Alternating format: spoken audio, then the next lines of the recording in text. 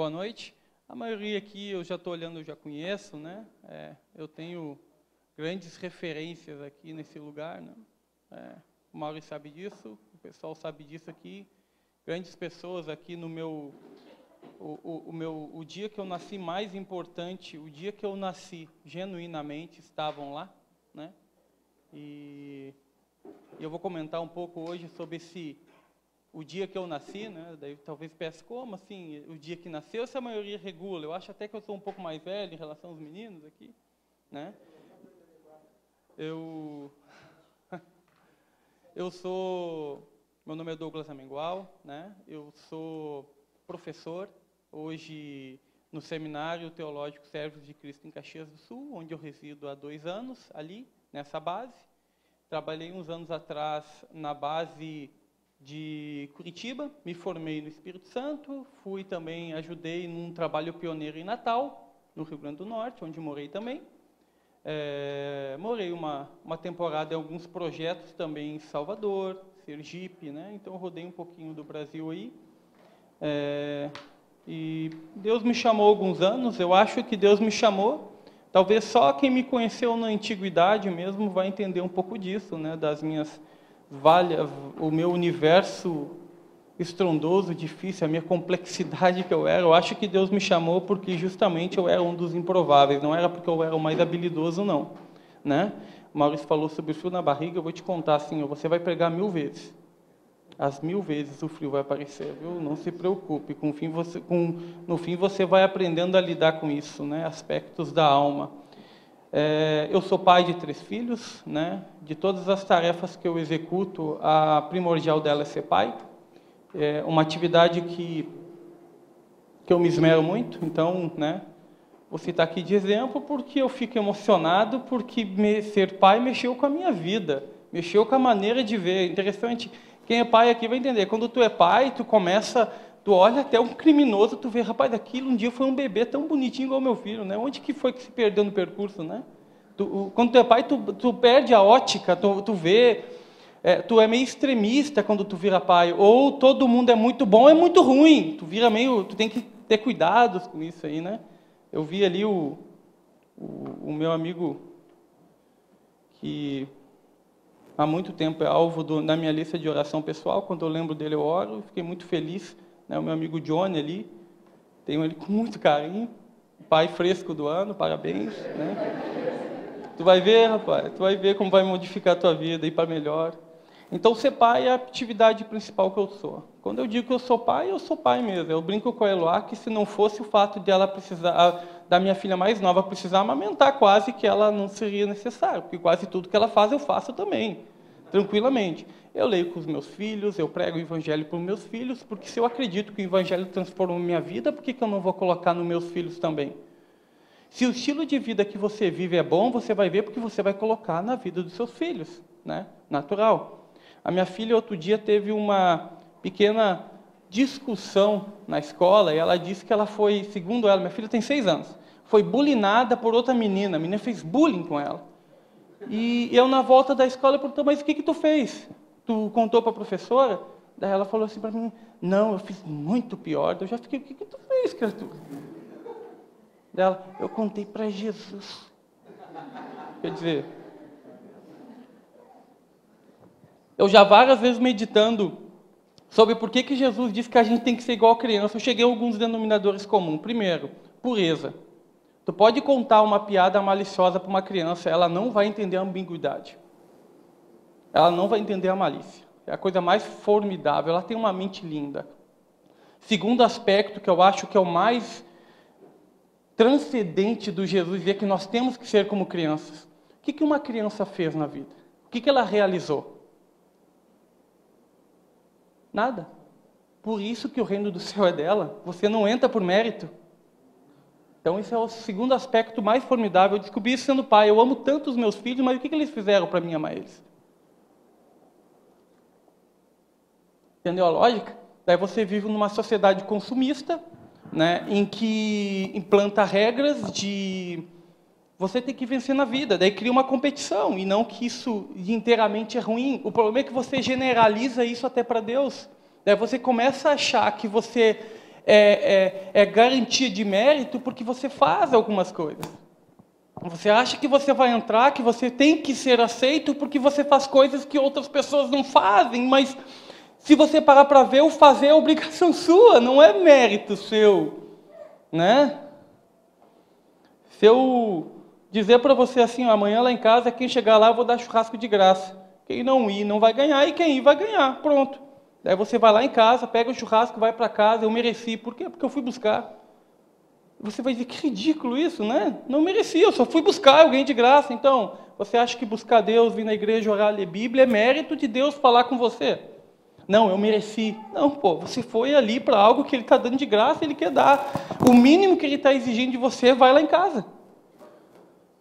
Está entendendo a lógica? Então, a lógica do Evangelho é essa questão voluntária. E eu gostei do que as meninas foram falando aqui, isso me tocou profundamente, mas quando você avalia assim, ó, parece que Deus é irônico e gosta de esconde-esconde. O dia que tu me buscares, Jeremias, de todo o coração eu me deixarei ser achado. Ou seja, você não vai encontrar porque você é melhor do que eu, ou eu sou melhor do que você.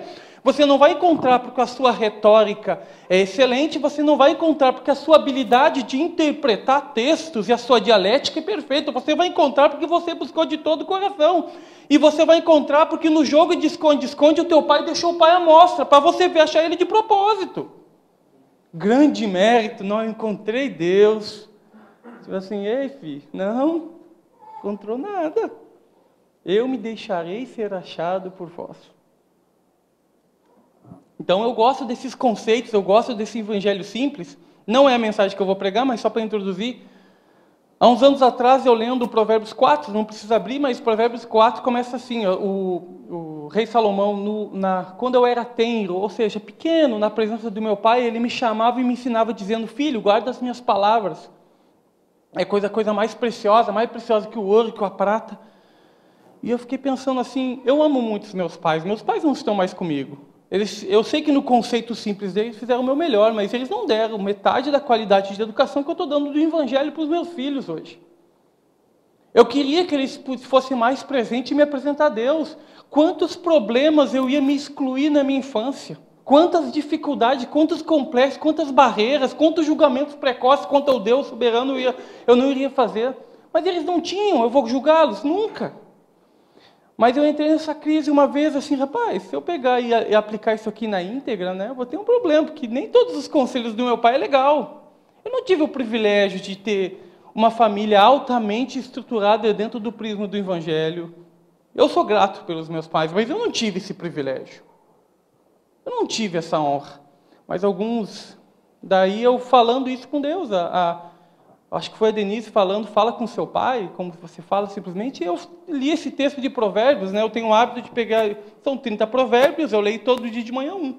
Daí, no final do mês, né, são 30 provérbios, até que provérbios é conhecido como provérbios dos sábios, são pequenas citações que vão te ajudar no teu dia a dia, a literalmente tomar decisões sábias. Então, uma dica que eu dou para você, pega um por dia, um toda manhã, vai lendo, tomando café. Você vai ver que você, só aplicar ali, você já vai desenvolver para caramba. E eu fiquei meditando e orando naquilo ali, e eu senti um cicil na minha mente, interessante, Deus fala. E me veio na mente assim, ó, Mateus 12, eu fui lá Mateus 12, o último versículo, quem quiser anotar, confira em casa depois, o último versículo de Mateus 12 diz assim, ó, e naquele dia chegou a mãe e os irmãos de Jesus procurando, e veio alguém para Jesus e disse, Jesus, tua mãe e teus irmãos estão lá fora. E Jesus falou, quem é a mãe e meus pais, meu pai e meus irmãos, senão aqueles que fazem a vontade do meu pai?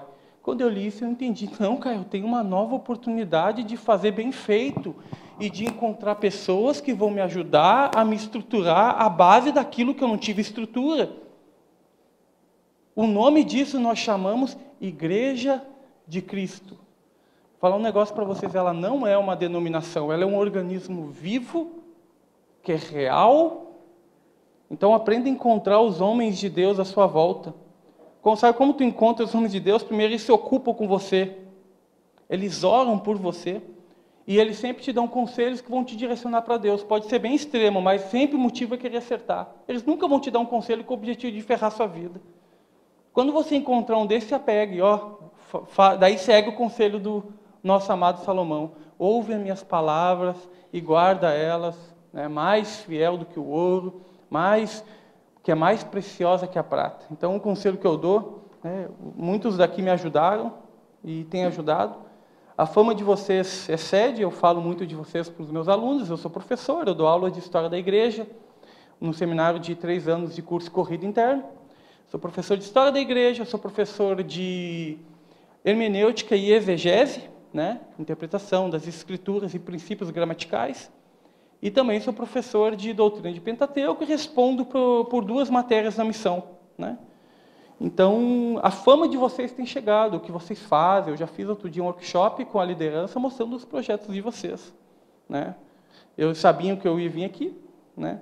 Na verdade, eu já disse que ia pregar antes de o Maurício me convidar, porque eu já sei como é o Maurício já disse outra vez que aqui eu tenho carta branca, então eu posso pregar sempre que eu cheguei e eu lembro disso. Daí ele diz, não, então, ó, fala de nós para lá.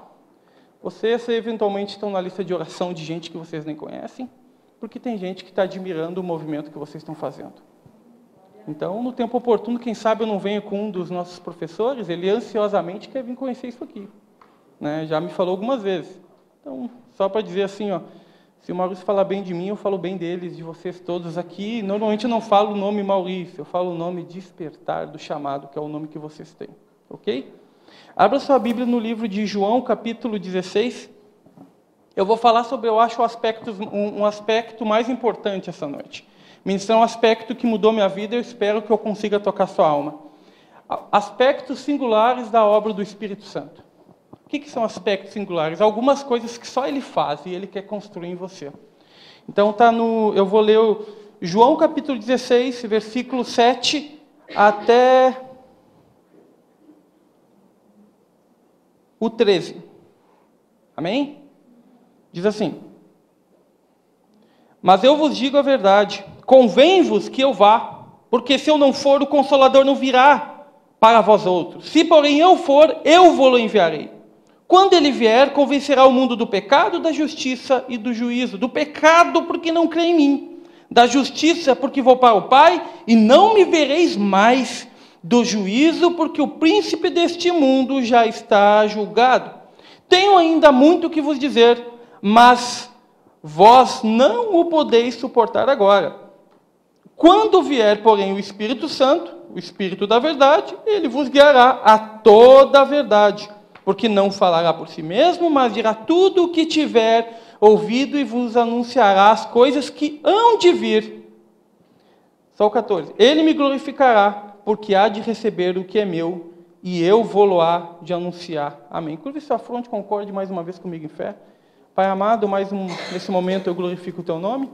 Eu quero deixar clara a minha total necessidade do Senhor para tudo que vai acontecer aqui, para tudo que o Senhor for falar, para tudo que o Senhor for ministrar em cada coração.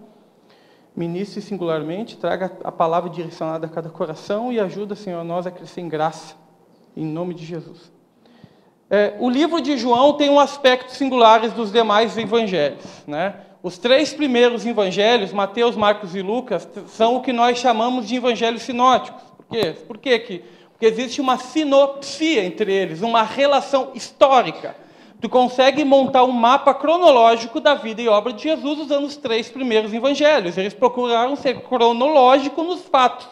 Então, basicamente, em um percentual X, os 3 relatam com o mesmo alvo para um público diferente, com uma linguagem mais simples ou mais erudita. Mas os Mateus, Marcos e Lucas têm essa relação. Eles procuraram descrever a vida e obra de Jesus nessa terra e o que ele fez e o que ele falou. Então, por isso são chamados sinópticos. Mas o livro de João não. João, quando escreveu, o livro de João foi um dos últimos livros do Novo Testamento a ser escrito. Foi escrito já não mais pelo mais novo dos apóstolos, foi escrito pelo último apóstolo vivo, depois do ano 90, e ele foi escrito de forma singular, com alguns motivos específicos. O primeiro dele é provar a divindade de Jesus. Então, o livro de João tem 2 metades. A primeira metade, ele quer provar a divindade de Jesus. Então, ele vai pegar os principais relatos, os principais milagres, os principais diálogos, como, por exemplo, o diálogo com a samaritana no poço. Ele vai pegar os principais milagres, né, provando que Jesus é Deus. Ele vai pegar, por exemplo, o milagre da cura do paralítico que jogaram pelo telhado, onde os fariseus começaram a murmurar, porque Jesus dizia assim, homem, perdoados estão os teus pecados. E os judeus começaram a murmurar, como assim esse cara perdoa pecados? Esse cara está louco? Daí Jesus então faz um joguinho de palavras. Ele fala assim, ó, qual que é o mais fácil? Eu dizer para ele, perdoados estão os teus pecados, ou dizer para ele, levantar e ele andar? Qual que é o mais fácil? Falar, né? Perdoados estão os teus pecados. Então, Jesus, para tu ver que o Filho do Homem tem autoridade, né? Para perdoar pecados, então ele vai fazer o mais difícil. Porque quem faz o mais difícil, naturalmente, faz o mais fácil. Então ele diz, levanta-te e anda, e o cara pega a maca, levanta e sai andando. Então ele pega milagres para provar que Jesus é Deus. Ele não é mais um ícone da história. Ele não é um reformador, ele não é um ícone principal que mudou. Ele é Deus encarnado, é o primeiro alvo de João. O segundo alvo do livro de João, não sei se quem já leu João já se percebeu. A segunda metade do livro de João vai começar mais ou menos no capítulo 12. Ela vai tratar dos últimos sermões de Jesus depois da Santa Ceia. Do capítulo 12 até o final, é somente as últimas horas de Jesus, no cenáculo, fazendo a Santa Ceia até ser crucificado e ressuscitar. Não sei se vocês já se ligaram, mas a maior parte do livro de João está relatando os últimos, ou seja, a parte, sabe, a última mensagem, a última pregação de Jesus antes de morrer. Então Jesus, nessa última noite, antes de morrer, antes de ir para a cruz, ele faz algumas revelações interessantes. Por exemplo, João 14, ele já começa com uma ideia assim, ó, eu vou para o junto do Pai. Já começa em João 14 ali, e vós sabeis para onde eu vou. Os discípulos ficam, Senhor, como sabemos para onde vai se tu não mostrar o caminho? Daí ele começa a explicar, eu vou para o junto do Pai, vou preparar moradas, né? Vou enviar outro Consolador, e sabe que é João 14, 12, as obras que eu faço, vocês também vão fazer. E João 15, principalmente, e o João 16, eu não li esse versículo, mas está no versículo 6, que diz, pelo contrário, vos tenho dito essas coisas, a tristeza encheu o vosso coração. Daí que tristeza? Primeiro, o cara que mais influenciou minha vida está dizendo que vai vazar daqui, vai para o céu, vai morrer. E ele está dizendo que eu vou dar prosseguimento à obra dele. Eu não sei se você está entendendo a revelação do que Jesus está falando para os discípulos, mas eu vou tentar esclarecer. Jesus foi um ícone das mais diversas situações. Primeiro, dá respostas altamente sábias, inteligentes, um pouco presunçosas, para as mentes mais brilhantes da sua época. Deixou eruditos no chinelo, no campo que eles mais jogavam bem.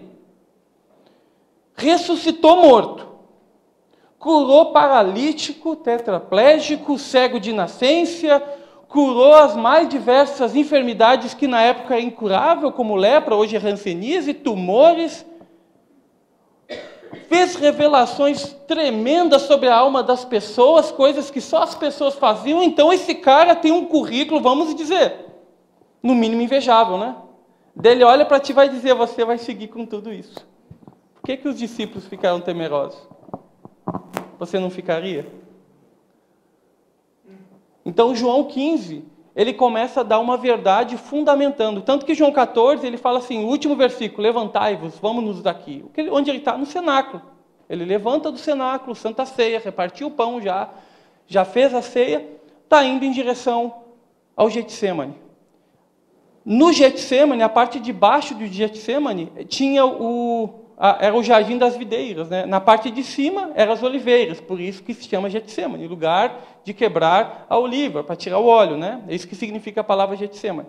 Então, quando ele está subindo, ele começa a usar o contexto à sua volta, então tu começa a visualizar que Jesus é uma pessoa simples. Como começa João 15? Eu sou a videira verdadeira. Ele está subindo para o Getsemane, está vendo a videira e está dizendo, e vós os ramos. Se vocês estão ligados em mim, você estiver colado comigo, você estiver comunhão comigo, você estiver comigo, vocês vão fazer isso que vocês estão com tanto medo de assumir. Se você estiver junto comigo, essa responsabilidade que vocês estão com medo de abraçar vai acontecer. Então, João 15 nasce nessa narrativa de Jesus respondendo ao anseio temeroso desses caras, que também, assim como nós, eram humanos e achavam que não ia conseguir. E esse versículo em específico, João, que eu li, capítulo 16, Jesus então abre o leque como isso vai acontecer. Então ele começa a dar uma série de revelações acerca do porquê que ele tem que ir. Olha o versículo primeiro que eu li. Mas eu vos digo a verdade, convém-vos que eu vá, porque se eu não for, o Consolador não virá. O que ele está querendo dizer? Eu sou aqui como homem, eu sou um só. Quando vir o Espírito Santo, o campo de influência é muito maior. Imagine 10 milhões de Jesus ao mesmo tempo. Qual a capacidade do Espírito de Deus? Ele está aqui com você agora, ele está ministrando o seu coração, ele está do lado de você, ele está no culto na igreja vizinha, está lá em Caxias do Sul, onde eu congrego, está lá do outro lado do mundo, nos cristãos perseguidos na Coreia e na China, nos outros lugares, ele está lá. Daí Jesus está querendo mostrar para os caras, eu tenho que ir, porque mais gente vai ter aquilo que vocês têm aqui comigo. Então aquele evangelho baseado numa troca de direito não vai acontecer. Eu acredito que a disciplina é o meio para alcançar o fim, ela não é uma troca. Você não vai alcançar de Deus porque você está comprando algo com a sua disciplina espiritual. Não. A sua disciplina espiritual, a sua devoção a Deus deve ser porque você quer dele. É a maneira pela qual você está buscando. É a maneira pela qual você define a intensidade de uma pessoa, é pela disciplina dela. Né? Tu consegue ver uma pessoa que é boa no que faz pelo tão disciplinar que ela é na atividade que ela está desempenhando. Outro dia eu estava vendo a idade e os números daquele jogador do Cristiano Ronaldo, é invejável. Quando tu vai ver o número de disciplinar dele, eu vi recentemente uma entrevista do Tony Kroos que dizia para ele que ele é invejável. Terminava o treino e ficava 2 horas treinando ainda. Quer ter o resultado que o outro tem, não quer fazer o que o outro faz. Então, você não está fazendo uma troca com Deus. Você está mostrando para Deus que você quer Ele e que você está fazendo de todo o seu coração. Então, você começa a organizar a sua vida em prol do que? Em prol de Deus. Você quer agradar a Deus, você vai começar a organizar as mais diversas áreas da sua vida. E Deus está vendo. E quando Deus vê que você é intenso nisso, Ele deixa o pé para fora. Eu gosto de brincar com meus filhos, de esconde-esconde lá. E outro dia eu estava brincando com eles e estava brincando com o mais novo. E eu me escondi bem, o meu mais novo não apareceu, não me encontrou. Eu peguei e botei o pé para fora, assim. Ó. Daí minha filha chegou para mim, esconde assim, ele vai te ver. Minha filha mais nova falou assim, eu falei, mas o alvo é esse mesmo, não quero ficar escondido não. Tu acha que Deus quer ficar escondido de você, meu querido? Tu acha mesmo que Deus quer se esconder de você? Né? A gente vai ver alguns pontos interessantes. Né? O primeiro deles está no versículo 8. Quando ele vier, convencerá o mundo do pecado, da justiça e do juízo. 9. Do pecado, porque não crê em mim. É interessante, essa palavra crer remete ao sentido original dela, que é pecado de incredulidade. E é uma palavra que às vezes não tem o seu sentido adequado. O que é incredulidade? Não é poucas vezes que eu vejo a pessoa dar uma interpretação de incredulidade como coisas que nós fazemos sem ter o devido conhecimento, ou não temos toda a informação, ou pecados que nós cometemos por desconhecimento. Né? Não é pouco as mensagens que eu vejo com esse tipo de mensagem. Deixa eu te falar, acha mesmo que Deus é tão cruel, é um pai tão ruim, que vai disciplinar você porque você cometeu algo que você não sabe que devia ser cometido? Isso parece ser inteligente para você? A incredulidade é algo tão nocivo a ponto do autor incógnito de Hebreus falar em Hebreus 11:6 o seguinte, que quem não crê é semelhante à onda do mar, ou aquele que crê em mim, aquele que me busca deve crer que eu existo e que sou galardoador, que dou, que atendo a quem me busca. Hebreus 11:6. O pecado de incredulidade ele é tão maléfico, ele é tão diabólico, ele é tão cruel, ele é tão nocivo, ele é tão mau. Deus repugna tanto a incredulidade, ou seja, o não crer, porque o não crer está ligado diretamente ao versículo de Romanos 1:21, que diz o seguinte: tendo conhecimento de Deus, não o glorificaram como Deus. E note o versículo, vou repetir, Romanos 1:21, tendo o conhecimento de Deus, não glorificaram Errado, não é glorificar a Deus. Não glorificar a Deus é uma atitude isolada. É não glorificar como Deus. Tu pode ser Deus, meu não. Então o pecado de incredulidade, ele é tão grave, ele é tão nocivo, que você peca com algo que você está ciente do que você está fazendo. Então o pecado de incredulidade, ele tem duas bandas. Primeiro, a negação de um conhecimento claro. E segundo, a negação de uma prática que você tem que fazer. Quantos aqui não se sentiram compelidos a buscar Deus? Que não vê aquele toque Cecil de buscar Deus e você fala, eu não tenho tempo. E Deus diz, então acorda mais cedo. Daí tu fala, eu não consigo. Daí vem o Espírito Santo é rápido. Então desliga a Netflix às 10 da noite e vai dormir mais cedo. Né? Quantos não tem esse certo conflito de Édipo e pensa que é a sua cacholinha que está fazendo? Na hora que vai disciplinar o seu filho, exagera e vem aquele negócio, exagero, o orgulho de ir lá reconhecer para uma criança e dizer, me perdoa porque eu errei. Um adulto erra, o pai erra também. Talvez por isso que temos adultos que são inflexíveis, né? Então a incredulidade é nociva, porque primeiro, é uma negação de um conhecimento que você já sabe. Você nega algo que você está ciente. E segundo, você se nega de aplicar, você se nega de colocar em prática. Né? Então a tarefa do Espírito Santo é justamente martelar, martelar, martelar, martelar, martelar, martelar, até você ceder. Não é poucos que quando entram no Evangelho passam por algum tipo de experiência. Vou contar uma. Alguns anos atrás, tem um amigo meu, ele é missionário, pastor, é amigo íntimo meu, troco muitas mensagens com ele. Hoje é missionário na Colômbia, em Bogotá. E a gente estava saindo do seminário, nós estávamos no 2º ano, e a gente estava vindo para o seminário, ele pegou uma bala, me deu uma bala, comeu a outra, ele pegou o papel e botou no chão, eu imitei ele, botei no chão, estou indo. E ele disse, rapaz, vamos apressar que está chovendo. Cheguei no seminário, eu vi que ele voltou para a rua. Daqui a pouco ele voltou de volta, né? E todo molhado. Eu perguntei, Marco, como tu tá, rapaz?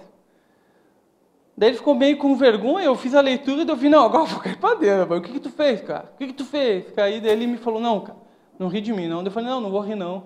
Sabe o que é, cara? Fiquei com a consciência profundamente pecada. Ele falou isso chorando. Eu falei, por quê? Porque eu joguei aquele papel de bala no chão, o lugar não é lá.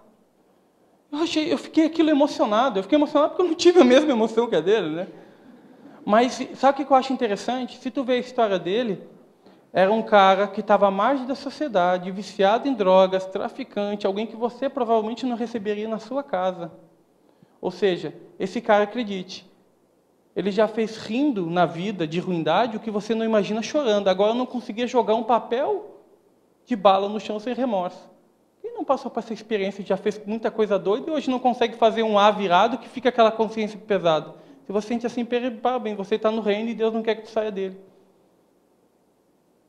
Não vive em paz mais, você não consegue mais fazer as coisas de antes, né? Não dá para viver mais da mesma maneira, né?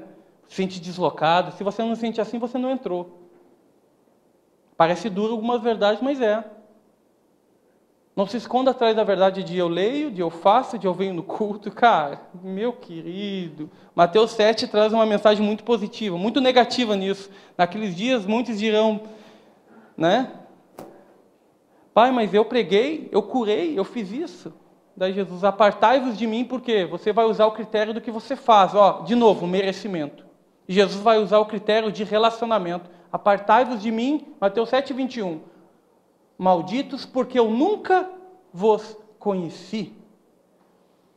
A palavra para conhecer em grego é ginosco, quer dizer conhecer com intimidade. A palavra ginosco era um conhecer, uma palavra única, era usada para aquele conhecer do marido da noite de núpcias com a sua esposa. Então é algo, não tem como você conhecer a sua esposa sem ela te conhecer também, não é? É impossível. Então é o que o versículo está dizendo, você vai querer usar o seu mérito, Jesus vai querer usar a sua relação. Algo interessante, então a incredulidade é algo nocivo e não caia. E eu vou dizer um outro aspecto da incredulidade também, a falta de busca. Nossa, lá no seminário os alunos têm eu dou aula de exegese, eu dou aula de aplicação de princípios de interpretação, então de vez em quando eles brincam comigo, não traz luz, não, porque senão eu vou ter que aplicar. Eles brincam comigo, porque eu tenho um módulo do 1º ano que eu chamo Desconstruindo Paradigmas. Eu começo, é um exercício simples, mas é bem legal. Primeiro deles, eu começo a pedir para eles definições. Definir o que é pecado. que é santificação? E eles começam a dizer. Daí depois eu dou vários versículos da Bíblia que falam sobre esse assunto e eu peço para eles definir agora o que é isso, a base dos versículos. Daí normalmente a interpretação eles têm uma interpretação pessoal sobre um determinado assunto que eles acham que é fé, confundem. Então não confunda a fé com a opinião pessoal, viu? A fé é a opinião daquele que tem mais autoridade. Se você entende que a Bíblia é a palavra de Deus, ela tem mais autoridade do que a sua série de achismo. É simples. Até quando tu pegou o versículo, eles começam, daí eles veem o que nós chamamos de degradação, ou seja, cara, como eu pensava em idiotice e não sabia. Então eu começo a desconstruir paradigmas em aula, e daqui a pouco, outro dia um brincou, não traz mais luz, não, tá bom aqui, deixa eu meditar nisso primeiro. Então, o primeiro aspecto, o sábio ama o conhecimento, Provérbios 4 também diz isso. Então, um aspecto sobre o crer. Aquele que crê em Jesus vai buscar conhecer mais, porque quer aplicar mais, porque quer estar mais perto. É um conceito simples. Então, não se engane que ficar onde você está. O Evangelho ele é sinérgico e crescente, né? A ponto do autor de Provérbios falar que nós somos como a luz da aurora, que vai crescendo, crescendo até esse dia perfeito. Então, se você continuar onde você está para sempre, você vai perder o Evangelho de Jesus. E eu estava numa aula outro dia, já do terceiro ano, sobre aplicação de princípios gramaticais para a identificação de figuras de linguagem. Então, eu estava falando, a Bíblia deve ser interpretada literalmente, né? Se eu mandar uma carta para você, eu não gostaria que você me interpretasse simbolicamente. Eu queria que você entendesse que tudo que eu estou escrevendo é um fato literal. Talvez, daí eu comecei a explicar. O fato de interpretar literalmente não quer dizer que o autor não use figuras de linguagem, né? É comum. Quando que tu utiliza uma figura de linguagem, por qual motivo? Você já pensou nisso? Por que nós usamos figura de linguagem? Para deixar claro algo que nós entendemos que é muito complexo ou erudito para a pessoa entender o que aquilo significa. A gente utiliza muito isso quando está pregando para crianças. Né? Tu vai falar arrependimento para a criança, ela nem consegue falar essa palavra direito. Né? Você não usa figuras de linguagem? Agora imagina o seguinte, João capítulo 3, Jesus está conversando com o mestre da lei sobre um assunto espiritual. Daí Jesus começa a usar uma figura de linguagem com o objetivo de ser interpretado literalmente. Eu comecei dessa aula. Então, o fato dele ser literal não quer dizer que ele não vai usar uma figura de linguagem. A maioria das vezes ele vai usar. Já se perguntou por que Jesus usou tanta parábola? Chega a ser chato, às vezes, principalmente o livro de Lucas, né? Aquele parábola. Porque ele está falando de um conceito que não é do seu mundo, não é visível para você, é do reino dele que você nunca teve lá. Já tentou explicar o que é um automóvel para um índio no meio do mato que nunca viu um carro? Como é que tu falaria para ele? Um automóvel é um meio automobilístico que funciona por combustíveis fósseis, ignição, eletricidade e combustão. Será que ele iria te entender? Difícil, né? Você usaria uma figura de linguagem? Talvez você diria que é um javali com roda que funciona comida. Não sei. Então, né? Você usaria algum elemento ali para tentar ser o mais claro para aquele cara. Então, Jesus está falando em João 3 sobre um aspecto interessante do Evangelho, eu diria principal. E ele usa uma comparação. Ele compara uma pessoa que está entrando no reino de Deus com uma pessoa que está nascendo de novo. Essa figura de linguagem, para quem gosta desse tipo de coisa, o nome dela chama-se catacrese. O que é catacrese? É quando tu dá um nome a algo que não é o nome dela, mas tu está dando o nome porque tu não tem a palavra exata para denominá-la. Então, como que tu diz? Qual é o nome que se dá ao fato da experiência da pessoa que conduz ela dentro do reino de Deus? Jesus chamou de novo nascimento. E daí alguns eruditos, às vezes, tentam fazer determinadas afirmações que são um pouco apelativas, ao meu ver. Por exemplo, você nasceu, certo? Tem como você desnascer? Não tem como você voltar para o ventre da sua mãe. O próprio Nicodemos, no diálogo, entendeu isso. Então, daí as pessoas tentam aplicar a literalidade de uma figura de linguagem. Então, se você entrou no reino de Deus, Maurício, nunca mais vai sair. Então, por que a Bíblia nos exorta tanto? Aquele que está de pé, ou seja, está dentro do reino, cuide para que não caia para fora dele. Por que a Bíblia nos exorta tanto? Então, tem gente que afirma, uma vez salvo, salvo para sempre, essas coisas assim, que te acaba aliviando o teu proceder cristão. Eu estava dando essa aula assim, Mas tem um aspecto fundamental assim, ó. A figura de linguagem, ela deve ser interpretada somente dentro do campo de vista que o autor está dando. Se eu dizer assim, Maico, poxa, você é cara de pau, hein? E o Fernando ir lá te comprar o Jumucupim outro dia, o que tu vai achar? Ridículo.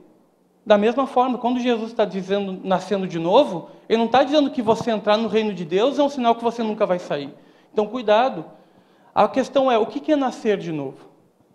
Jesus fala no mesmo João 3,8, né? Quando faz a comparação do Espírito Santo com o vento.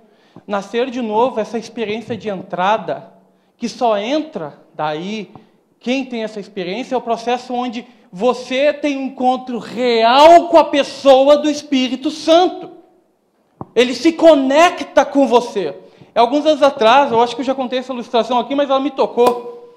Eu tive uma aula com um professor meu e ele fez assim, entrou na aula assim, ó, e ficou, até todo mundo ficou encucado, né?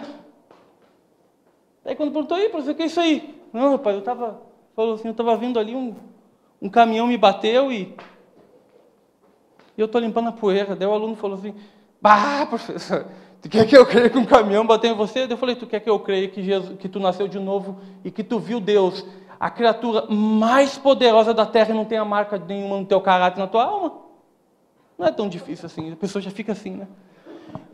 Então deixa eu dizer para ti, novo nascimento é simples. Qual foi a tua experiência definida com Deus? Daí a tua memória começa a buscar. Se a tua memória não localizar essa experiência, você tem que ficar ativo e meditar e buscar Deus. Uns anos atrás, eu pregando sobre o novo nascimento, um aluno falou assim para mim, chegou em mim assim, Douglas, tu quer me deixar preocupado? E eu, com o quê, meu brother? Falei, tu quer me deixar em dúvida? Eu falei, então, se eu te coloquei em dúvida, é que talvez aquilo que tu achava que era verdade não era tão verdade. Porque novo nascimento não é uma ideia, ela é uma experiência. E uma experiência tu não esquece. O dia que tu quebrou o primeiro braço, tu sabe que tu quebrou porque tu estava lá, não estava? Se alguém dizer que tu não quebrou, tu vai chamar de louco, você estava lá. O dia que nasceu o meu primeiro filho, se alguém dizer que eu não sou pai, eu chamo de louco, eu estava lá e vi nascer. Eu vi o parto, inclusive.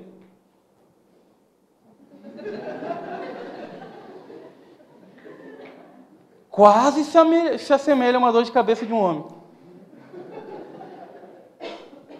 Se tu vê, John, eu vou te ensinar um macete, viu? Para te impressionar bem. Tu fica assim do lado da cabeça da mãe, tá? E fica com as mãos nas costas, assim. Quando tu vê o osso dilatando, tu se apavora. Um conselho que eu já dou. Mas tá entendendo? É uma experiência. Não tem como você dizer, Douglas, tu não é pai de ninguém, não. Como eu sou. Eu vi meus 3 filhos nascer. Eu peguei no colo. O terceiro eu dei banho antes da enfermeira. Eu dei banho. Como que a pessoa diz que eu não sou pai? É uma experiência, eu estava lá. Novo nascimento, meu querido. Então, é o processo onde você tem uma real experiência com Deus e você tem que literalmente, desculpa a expressão, matar a cobra e mostrar o pau. Você tem que botar a tua memória para trabalhar e dizer, eu tenho uma experiência com Deus, eu não sou só um religioso de banco. Então, esse aspecto do crer é fundamental. Primeiro, o Espírito Santo vai te convencer a crer. E o crer não é uma ideia, gente. Entenda, o crer... Essa questão filosófica é interessante. Os gregos separam a ética da moral. O que é ética? O conjunto de valores e princípios. É uma ideia, é um código, é uma mentalidade que você tem. Isso é uma ética. O que é moral? É o que você faz com a ideia que você tem. O judeu, então o grego vai dizer assim, ó, ô Maurício,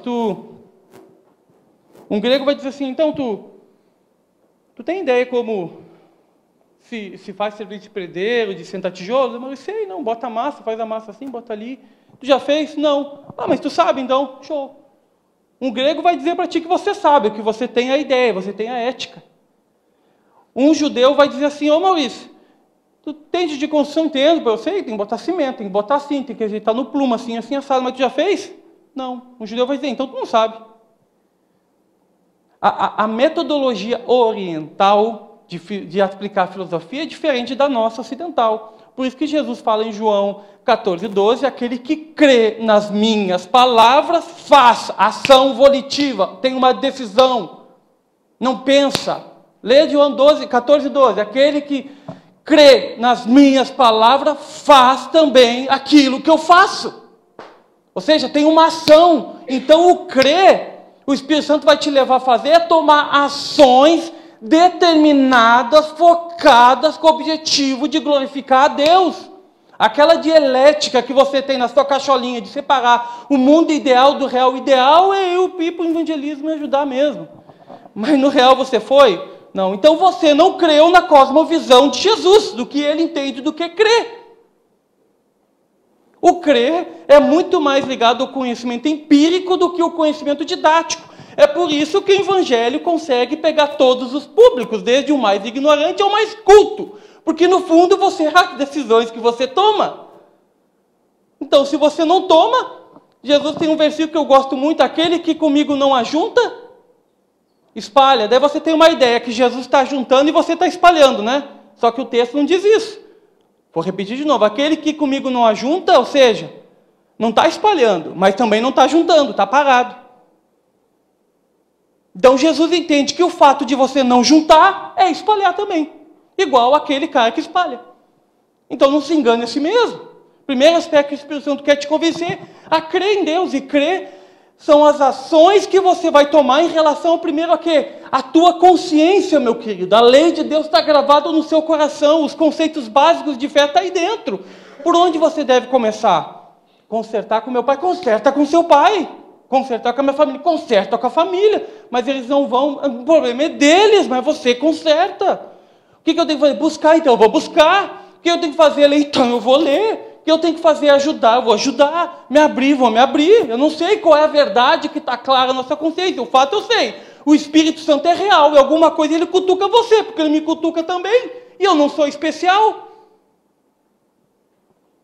Interessante isso, né? Segundo aspecto. Para mim, longe, senão eu vou longe. Eu nem sei que hora é, nem sei que hora eu termino.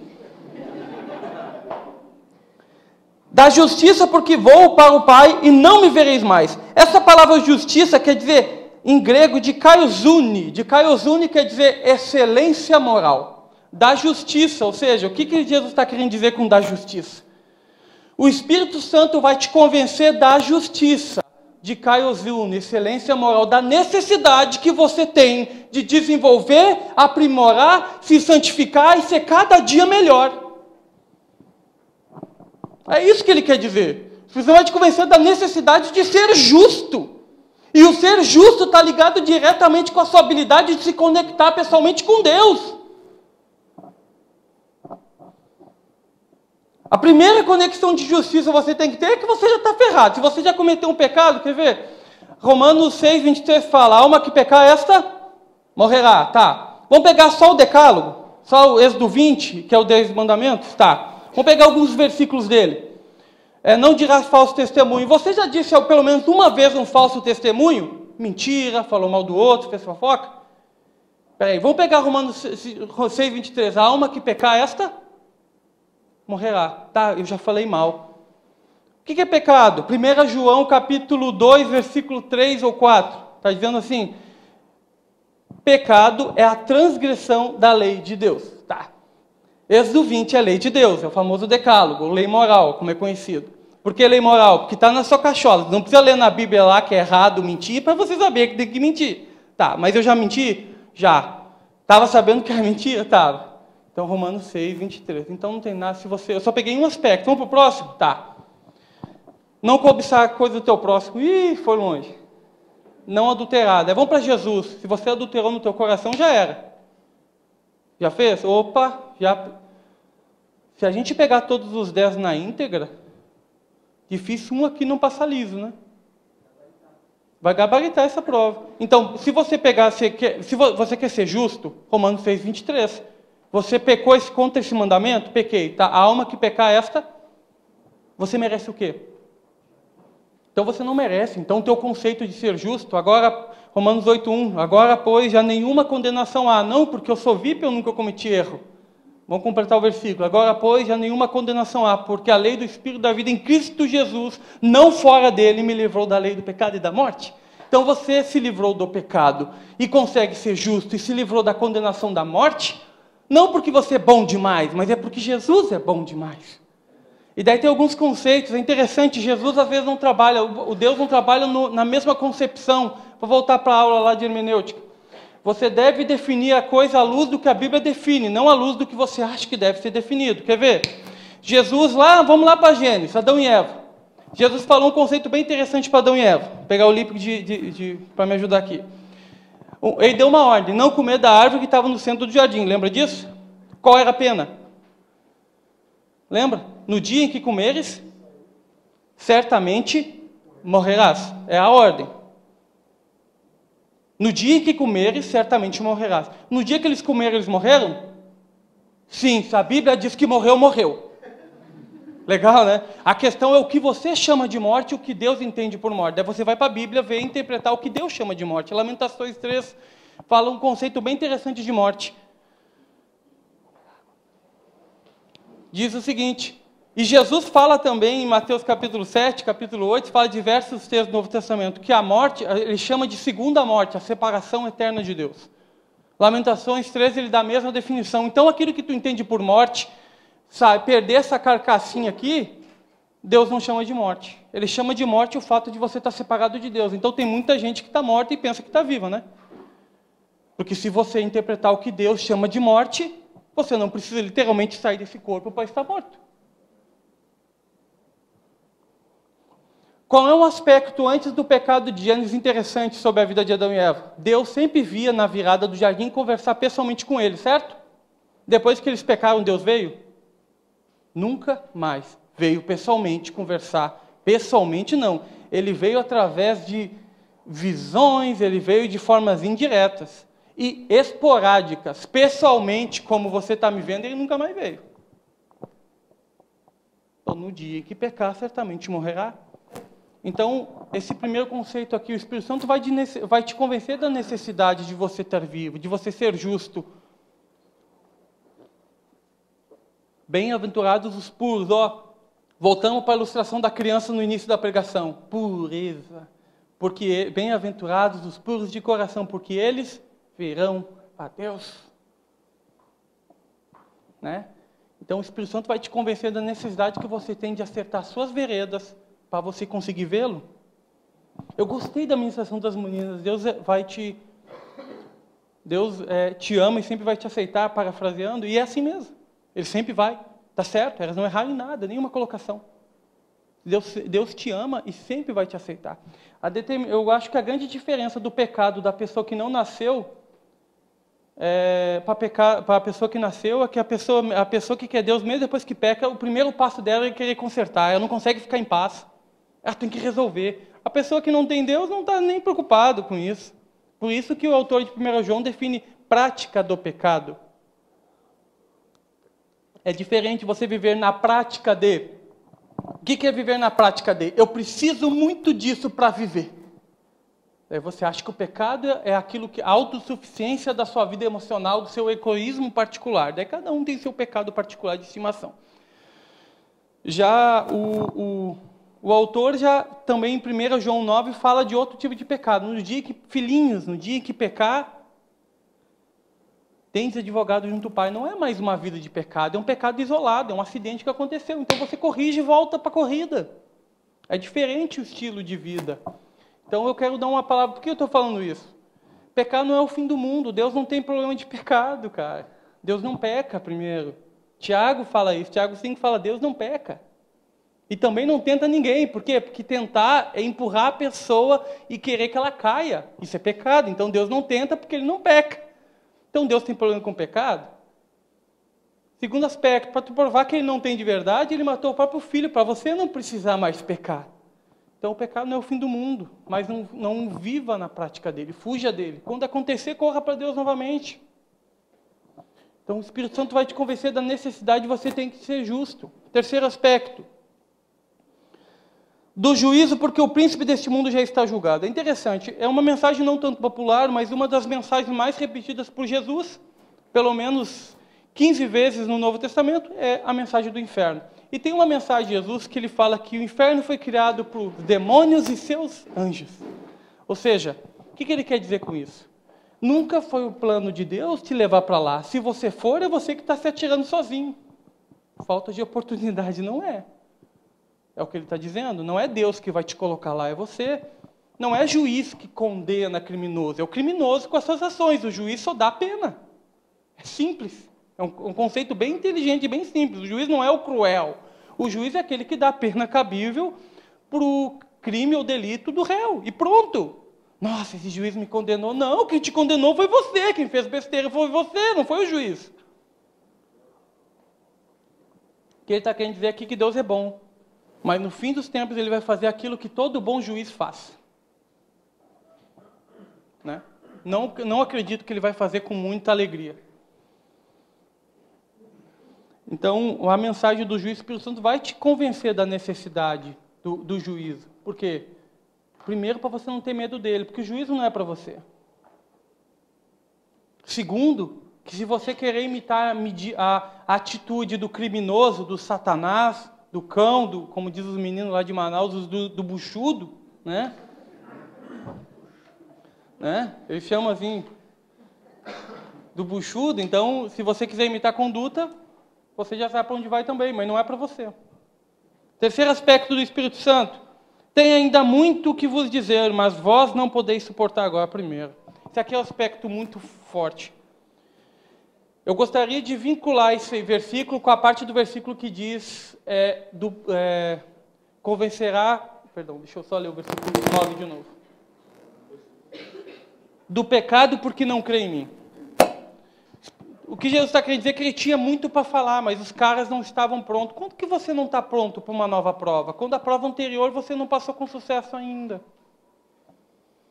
Ou seja, o que Jesus está querendo dizer? Eu tenho tanta coisa para falar, mas vocês não podem ouvir agora, porque vocês ainda estão presos em conceitos simples do Evangelho não aplicados, que está preso na cabeça de vocês. É o que Jesus está querendo dizer. Então, deixa eu te explicar. Se Jesus não está falando, se o Espírito Santo não está mais falando como você contou antes, dá uma vinculada no que ele já tem falado, se você está aplicando. Ele não vai te passar lição nova quando a lição velha não foi devidamente assimilada. Uma verdade muito interessante é que se Deus não fala com você, possivelmente é porque você não quer ouvi-lo. Não é porque ele não gosta de você. No dia em que me buscares de todo, não em parte, eu me deixarei ser achado. Enquanto você querer ser ambíguo, você não acha. Não cumpriu o critério devidamente. Então tem um aspecto fundamental do Espírito Santo que eu acho interessante, é uma das verdades duras e difíceis de ouvir, mas essa é fundamental. Se Deus não se revelou para você ainda, e você talvez não nasceu de novo, você não teve isso aí, talvez você nunca se entregou totalmente ou nunca quis fazê-lo. É uma verdade dura de ouvir, mas é fundamental, é o que a Bíblia está dizendo. Muito eu tenho para falar, mas vocês não podem ouvir agora. O autor de Hebreus fala sobre, criticando a posição dos judeus, que deviam ser mestres, falando, rapaz, tanta coisa vocês tinham para ser revelado, mas vocês ainda estão continuando a necessitando do velho leitinho espiritual. Ou seja, era para os caras já estar comendo churrasco há muito tempo e estavam tomando leite. Quantos aqui, passa anos, sai ano, estão na mesmice? Que provavelmente está preso em um conceito simples que não colocou em prática. E está se escondendo através da falta de tempo, que nós sabemos que ela não existe. Quem quer, faz. As coisas mais importantes da nossa vida, a gente rasga uma agenda para criar um tempo. Não é assim?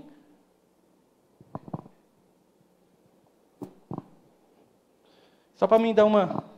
Senão eu vou longe para me encerrar. O último, quando vier, porém, o Espírito da verdade, ele vos guiará. Então, o Espírito Santo é um aspecto interessante, ele é um guia.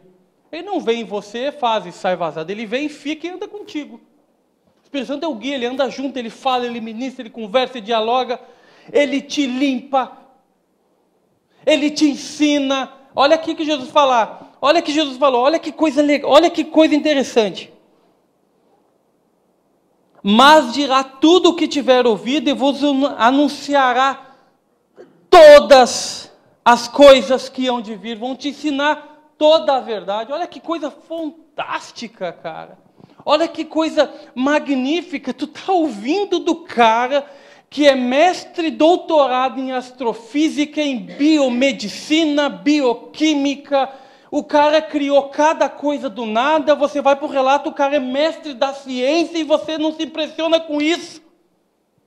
E o cara está a teu dispor, está próximo, está bem pertinho de você, e sabe qual é o pior? Ele é o que mais quer falar, se ele não fala, talvez a gente não quer ouvir. E outra coisa, olha que coisa interessante, olha a função do Espírito Santo. Quando vier, porém, o Espírito da verdade, ele vos guiará a toda a verdade. A palavra verdade em grego aqui é a mesma palavra de João 8,32. Versículo famoso, né? Conhecereis a verdade e ela vos libertará. Ou seja, o Espírito Santo vai te trazer a verdade que você necessita para receber libertação daquele mal que você tanto sofre. Então a chave está tão perto, mas você mantém tão longe. Olha que coisa idiota, como nós somos tolos às vezes. E gastamos rios de dinheiro e rios de tempo perdido em causas infundadas com ela do lado. E ele vai ensinar toda a verdade. Olha que aspecto fantástico, sinérgico, magnífico. E daí a gente quer racionalizar quando a gente não tem aspectos fundamentais, são meio crente. Então aqui, olha a verdade que ele está falando. Buscar, rapaz. E o Espírito Santo vai te revelar a verdade. É a mesma palavra para João 8,32. É o mesmo termo grego. E conhecereis a verdade e ela vos libertará. É o Espírito Santo que vai revelar a verdade que você tanto precisa. Você pode correr, você pode resolver seus problemas, mas eu vou dizer para ti, a raiz deles, só o Espírito Santo arranca. Cedo ou tarde, vocês voltam nas mesmas provas na sua vida. Né? Nada mudou. O mundo pode avançar. É interessante, o mundo se atualizou, o mundo cresceu, desenvolveu, mas os mesmos pecados que Paulo condenava em Romanos 1, que afastavam as pessoas de Deus, é o mesmo de hoje. Imorais, a imoralidade só existia lá, hoje não, né? Mentira, porfia, intriga, maledicência, só existia lá, né? São tão atual, né? C.S. Lewis diz que a Bíblia é mais atual do que o livro o jornal que vai ser amanhã de manhã. Conceito interessante, então está perto. Então, algumas coisas que eu gostaria de deixar claro essa noite para você. O Espírito Santo, meu querido, está pertinho.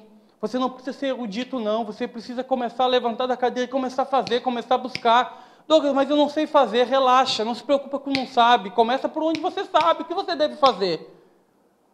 Todo mundo sabe por onde começar, né? Todo mundo sabe o que deve fazer. O Espírito Santo já está martelando. Ler, acordar mais cedo, achar um tempo, buscar, entender, estar mais perto, colar no seu pastor, ajudar, desenvolver, ler mais livros. O que você tem que fazer? Aplicar aquela ideia que está martelando, que você está achando que é da sua cabeça, né?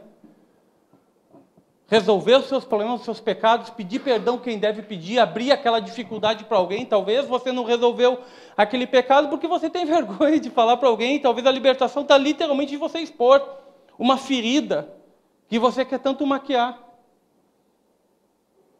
Não sei qual é o seu problema, mas eu quero dizer o seguinte, se eu puder dizer assim, a verdade está pertinho de você. Ela está disponível. O verdadeiro culto a Deus começa quando você sai ali, tá? O verdadeiro culto a Deus começa amanhã, com o seu tempo livre. O verdadeiro culto começa, sabe quando? Quando você começa a abrir sua agenda para inserir atividades que vão te fazer, no mínimo, conhecer, buscar Deus e começa a repensar outras atividades que talvez não glorifiquem tanto a Deus, você sabe disso e já deveria ter mudado.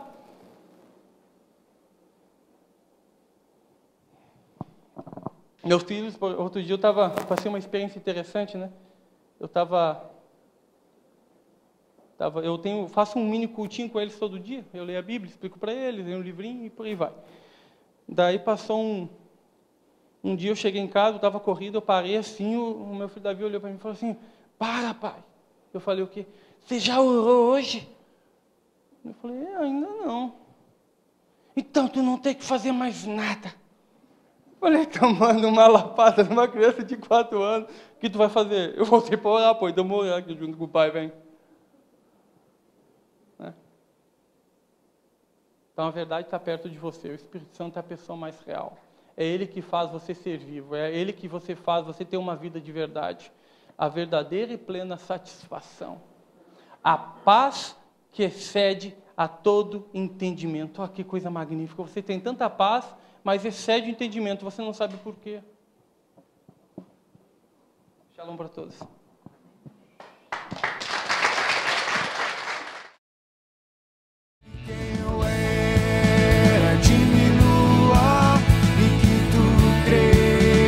Mais em mim, identidade.